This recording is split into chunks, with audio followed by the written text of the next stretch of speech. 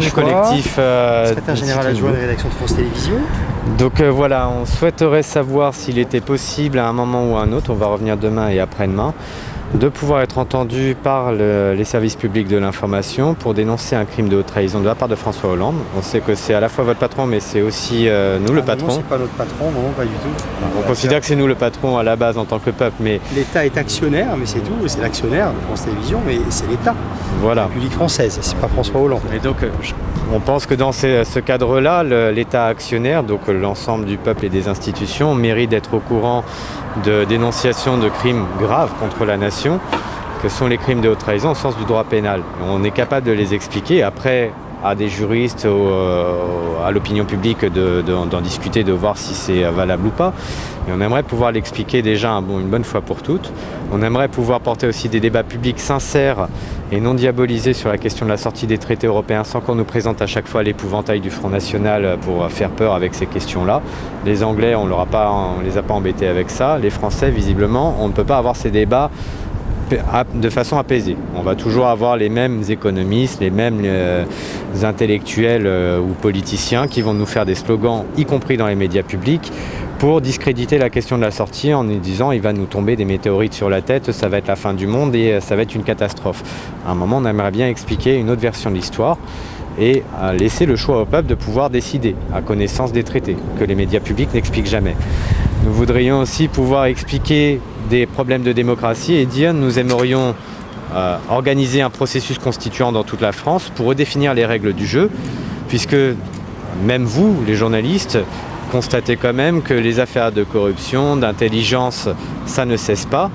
Et si tu veux que je la tienne, et on aimerait bien pouvoir définir les règles du jeu de telle façon à ce que le peuple ait un peu plus de contrôle, puisse initier des référendums de temps à autre aussi, que ce soit pour évoquer des dirigeants qui font mal leur boulot, pour initier des lois. Donc ce sont des thèmes que l'on aimerait bien débattre dans les médias publics en particulier.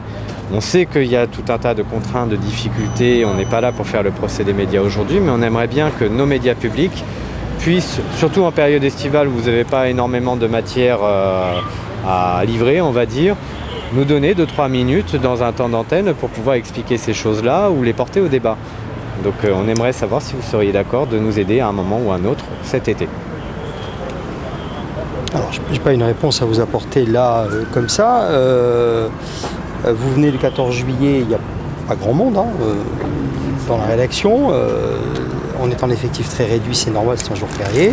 Il y avait une actualité prévisible qui était le défilé du 14 juillet, l'allocution de François Hollande. Donc voilà, on va dire que l'effectif il est mineur. Je pensais que vous étiez beaucoup plus branché sur les questions économiques, donc je suis passé au service éco pour voir s'il pouvait y avoir un chef de service qui vienne. Il n'y a qu'un chef de service adjoint et il a un sujet sur le 20h, donc il ne va pas pouvoir. Bon, donc aujourd'hui c'est assez difficile de vous recevoir et de pouvoir discuter avec vous. Il va falloir revenir un jour de semaine plus classique où l'effectif est là. Alors, là, demain c'est un jour de semaine plus classique, on sera là. Oui, si vous voulez, mais enfin bon, demain c'est pas le jour idéal, je dirais que c'est plutôt à partir de lundi prochain, on va dire, parce que demain il y a aussi un peu un pont, etc. Bon. Donc c'est le vendredi, traditionnellement, il y a moins de monde. Bon, donc il vaudrait peut-être mieux venir un jour de semaine normal à partir de lundi prochain. Après, ce que je n'arrive pas très bien à comprendre, c'est la nature de vos demandes. Elle porte sur quoi sur exactement? La démocratie. Si l'on parle de haute trahison et qu'on essaie de la caractériser par le droit, c'est bien parce que d'abord on ne veut pas se sortir du droit. L'état de droit, c'est quand même quelque chose à préserver, quand bien même on peut contester une autorité politique quelle qu'elle soit. Donc si nos autorités politiques, que ce soit sur des affaires assez banales de corruption ou des crimes beaucoup plus graves de haute trahison, donc on a expliqué, vous avez dû entendre sous vos fenêtres qu'on parlait de l'affaire de l'avion d'Evo Morales à qui on avait interdit le survol de notre territoire en juillet 2013. Je ne sais pas si vous en souvenez vous-même. Ça relève de la livraison de moyens militaires, de troupes à une puissance étrangère, puisque c'était au profit des États-Unis d'Amérique, mais contre nos intérêts fondamentaux, puisqu'il s'agissait potentiellement de capturer Edward Snowden, qui a plutôt des informations à nous livrer, à nos services, pour répondre d'aliénation concernant nos infrastructures numériques, nos télécommunications, par rapport à des histoires que vous connaissez bien. Donc quand nous sommes espionnés par une puissance étrangère, on n'est pas censé l'aider. En tout cas, ce n'est pas les prérogatives constitutionnelles du président de la République que de faciliter la vie à une puissance étrangère qui nous espionne. Au contraire, il aurait dû faire exactement l'inverse, ce qu'il n'a pas fait. Et au contraire, il a été proactif pour l'aider dans différents dossiers. Donc il y a l'affaire de cet avion, il y a l'affaire des écoutes de la NSA où il n'a rien fait, puis il y a l'affaire des navires Mistral, où quand les États-Unis ont aboyé qu'ils ne voulaient pas voir ces bateaux vendus à la Russie, nous nous sommes couchés. Ce sont des milliers d'emplois qui ont été en jeu, c'est notre diplomatie qui a été méchamment atteinte, ce sont des intérêts économiques majeurs, nos intérêts militaires, puisqu'on sait quand même, on a partagé des petits secrets militaires avec la Russie, donc on est à poil. Et en contrepartie, rien. Donc ça s'appelle des intelligences avec des puissances étrangères au sens du droit pénal. Et c'est les mêmes lois qui avaient puni Laval. Vous savez qu'il avait été fusillé à l'époque, on ne demande pas ça pour M. Hollande, mais au moins qu'il soit jugé par la Haute Cour de la République. Et avant qu'il puisse être jugé par la Haute Cour de la République, faudrait-il encore que les médias se saisissent de la question, la portent au débat public, et qu'on ait par exemple des juristes, des avocats, des magistrats qui soient aussi invités, interrogés, qui nous amènent à la contradiction et qui nous disent « non, vous avez tort » ou « oui, vous avez raison ». Mais il faut au moins pouvoir le porter au public parce que c'est quelque chose de très grave en démocratie. Si un chef d'État trahit le peuple et que les médias, ça n'a pas l'air de les intéresser, le quatrième pouvoir qui est censé quelque part assurer au peuple de pouvoir disposer d'institutions un peu indépendantes par rapport aux institutions politiques pour justement éviter ce genre de problème-là, ou en tout cas les dénoncer. Si vous-même ne faites pas quelque chose, comment peut-on juger avec une certaine crédibilité le travail de nos journalistes ? On vous a envoyé des communiqués de presse à maintes reprises, on a déjà fait des sit-ins ici, et à aucun moment vous avez envoyé ne serait-ce qu'un mail pour vous dire écoutez, on a un temps de battement sur telle période, venez, on va voir ce qu'on peut faire pour que vous puissiez expliquer les choses, on vous mettra la contradiction en face.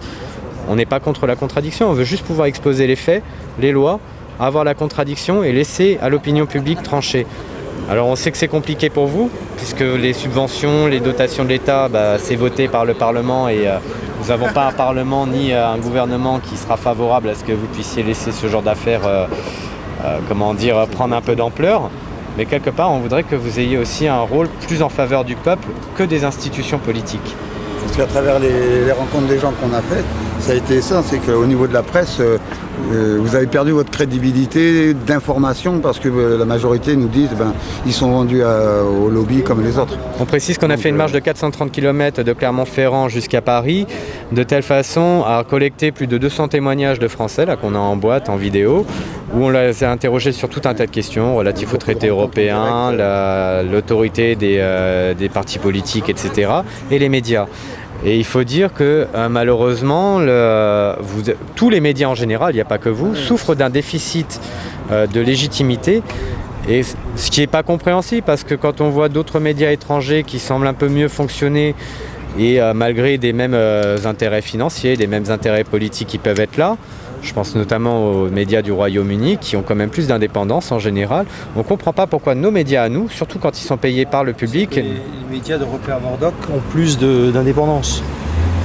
Je ne dirais pas qu'ils ont forcément plus d'indépendance, mais en tout cas qu'ils n'ont pas peur de porter des sujets compliqués qui sont difficiles à entendre pour les institutions politiques. On n'a pas ce sentiment-là quand on le voit, puisque nous on observe un petit peu ce qui se dit à l'étranger, on suit différents médias, pas que les médias alternatifs ou français du mainstream comme on dit, on suit à peu près tous les médias qu'il y a à travers le monde. Donc on voit bien quand même des différences, des nuances culturelles. Et on trouve sincèrement, et puis il n'y a pas que nous d'ailleurs, finalement les Français disent la même chose, que tant les médias publics que privés français ont tendance à être couchés, vraiment. Vous êtes dans l'empire de l'actualité, donc vous n'avez pas le temps de faire des sujets de fond. Le seul journaliste qui finalement faisait des débats intéressants, Tadei, il a été viré par votre directeur, alors que c'était le seul qui virait des... Il n'est pas viré, il a une nouvelle émission à la rentrée, mais il n'est pas viré. L'émission s'arrête parce que toutes les émissions ont vocation à s'arrêter, y compris 30 millions d'amis, on l'a vu récemment. Donc voilà, mais ils récupèrent une nouvelle émission à la rentrée de débat, justement, à partir du mois de septembre, sur la même chaîne.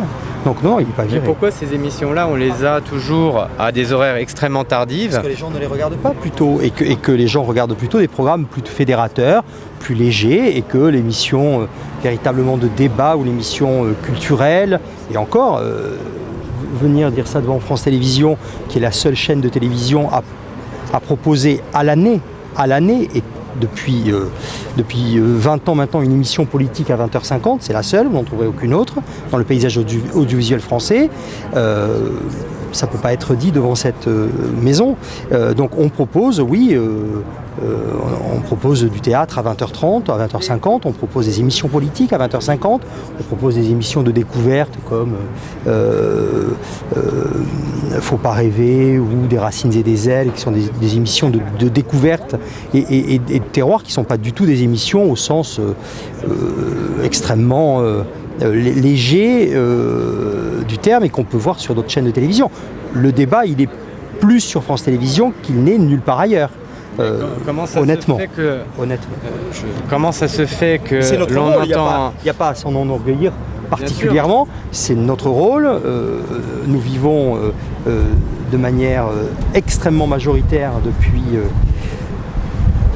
7 ans, presque maintenant 8 ans de la redevance, puisque la publicité, vous le savez, a été réduite par le prédécesseur de François Hollande sur le service public. Donc nous vivons essentiellement de la redevance, donc de l'argent que versent tous les Français. Donc il n'est pas question de s'enorgueillir de ça, mais le débat, il est beaucoup plus sur France Télévisions qu'il n'est sur aucune autre chaîne. Comment ça se fait que les cercles alternatifs, qui ne parlent pas du tout des mêmes informations que vous, qui lorsqu'ils traitent de géopolitique ne vont pas avoir une vision qui est clairement russophobe, par exemple, qu'on a souvent dans les médias publics, je suis désolé de vous le dire, c'est vraiment les États-Unis. Vous avez par exemple pas arrêté de parler là des policiers qui ont été tués, limite où les Français devaient pleurer pour les États-Unis. Par contre, il peut se passer des attentats ailleurs dans le monde, ça n'est pas bien grave.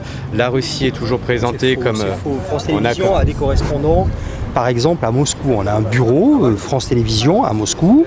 Je peux vous garantir que les sujets qui viennent du bureau France Télévisions de Moscou ne sont pas russophobes. S'ils l'étaient, peut-être on aurait eu des ennuis, je n'en sais rien, mais en tout cas pas du tout.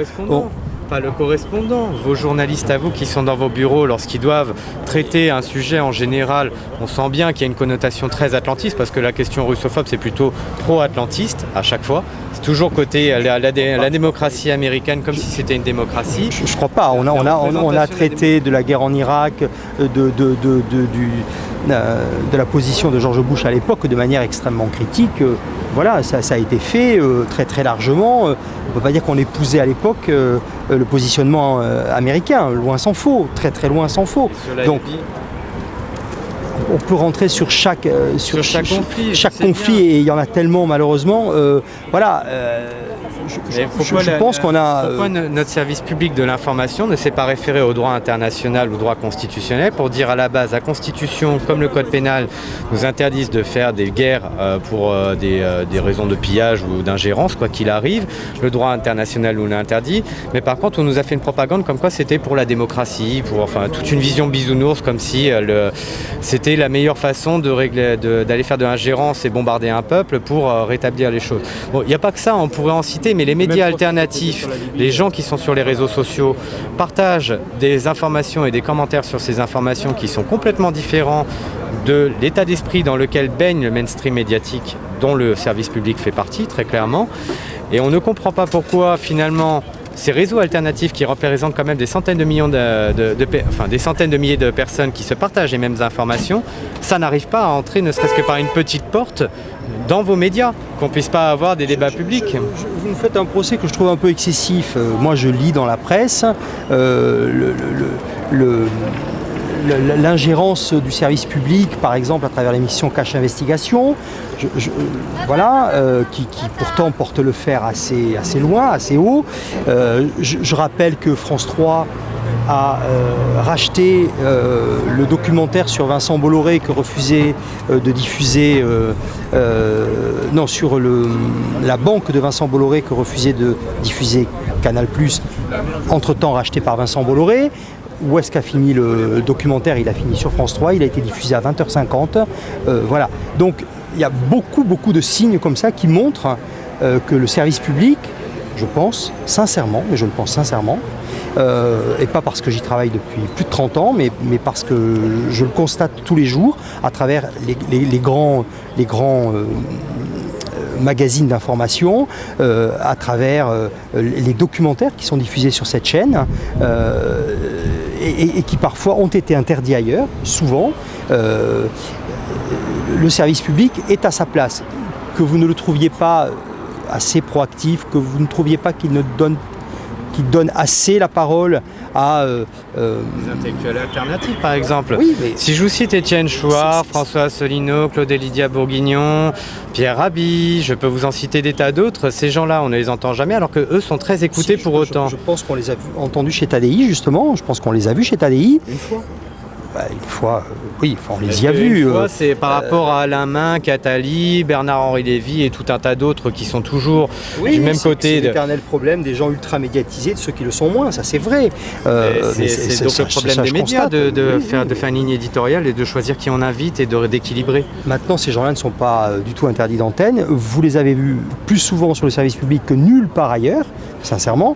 Je pense que c'est un peu de la même manière pour Radio France. Vous les entendrez plus facilement sur France Culture ou sur France Inter que vous ne les entendrez à RTL ou sur d'autres radios plutôt privées. Je pense qu'en réalité, votre discours s'applique peut-être assez justement à beaucoup de médias privés de ce pays. Je pense qu'il s'applique à un degré bien moindre au service public de radio ou de télévision, sincèrement. Après, qu'il s'applique en partie, que l'on n'entende pas assez ces gens-là ou que l'on n'entende pas assez ce point de vue-là, probablement oui. Probablement pourrait-il y avoir une ouverture un peu plus grande. Il n'empêche que c'est chez nous et à la Grande Maison Ronde de l'autre côté de la Seine que l'on entend un peu ces voix qui portent un discours différent. Merci, nous arrêtons là.